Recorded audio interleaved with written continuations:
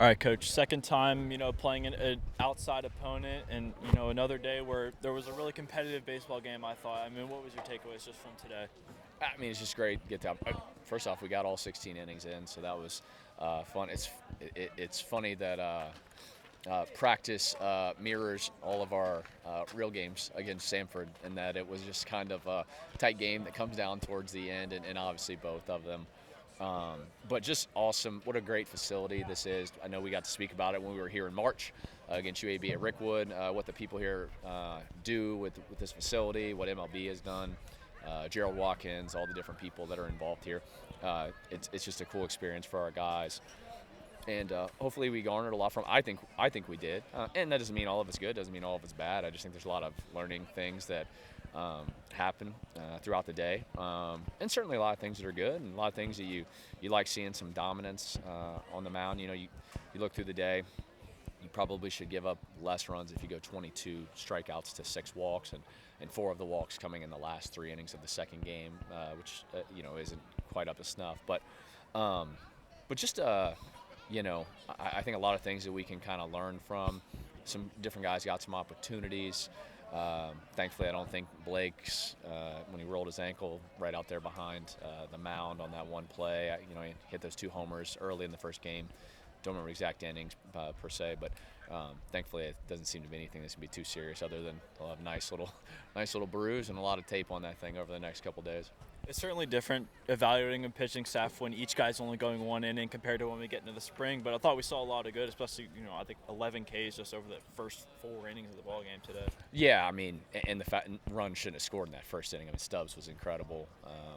Yeah, those first 4 guys. I mean, you punch out at a 90+% rate, that would probably not be sustainable during the year. But those first 4 guys, Stubbs, Ellingworth, Crotch, and Alonso were completely electric with all their pitches, all of their command. But I think what you learn in baseball, one slip, one lack of focus, one lack of compete, could be something that's a difference. Obviously in a normalized game, if a guy's dominant, you let him roll, right? That wasn't the structure and setup for us, but that's a good thing. You have somebody's going to, fortunately or unfortunately, however you want to look at it, somebody's going to get exposed, or somebody's going to be ill-equipped and ill-prepared. Even if in the course of throwing 16 guys, if you said 80% of them were adequate and did well enough, that still means 20% of them have to rectify things. And so that's the beauty of coaching. I think that's the beauty of what you get in these games. And we'll certainly utilize that both in our work this week, and then obviously once we wrap up the fall this coming Friday. I think the biggest takeaway from the offense is just the top of that lineup. Piasecki homer to Kennesaw does it again today, and just the overall top of that lineup's been really productive. Well, Piasecki and Cava have just been incredible. Our guys behind them had some struggles today, unfortunately.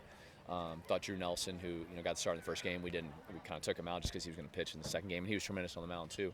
But just team at bats, the nature of what's made us so good offensively, particularly over the last 3 years, is our ability to, grind on guys, to take our freebies, obviously to be tough enough to take a multitude of HBPs.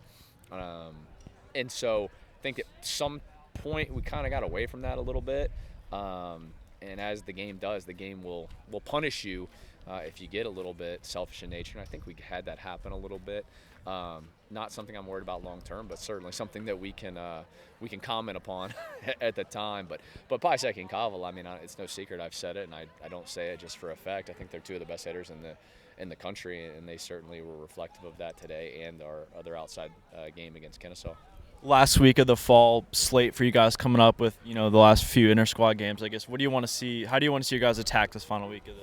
Well, I definitely, as cliche as it is, I want to address all the baseball things that happened in today's game and go over them, because there's if I were to show you this sheet, it's got a lot of different things, and this isn't all bad and this isn't all good. It's kind of a mixed bag of things. Heady plays, not heady plays, body language things, attacking the zone things, good swing, not good swing, good decision, bad decision. I want to go over that tomorrow. We take off Tuesday with Veterans Day.